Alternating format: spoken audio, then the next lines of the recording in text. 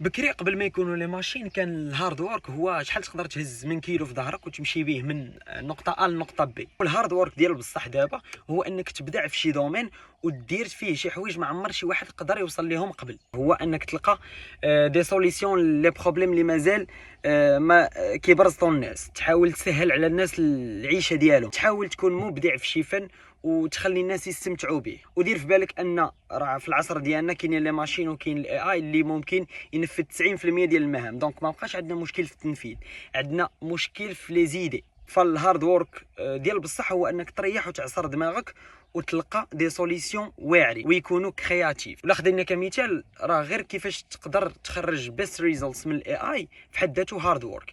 راه كيفاش تدوي مع الناس وتكسب الثقه ديالهم وتخليهم يبغيوك في حد ذاته هارد وورك. ومني غادي تشوف الناس في العصر ديالنا الحالي شحال ما قادين شي فوكسيو، غتفهم ان هذا بصح هارد وورك. هارد وورك انك تفوكسيو وتلقى دي سوليسيون لي بروبليم اللي مازال كاينين.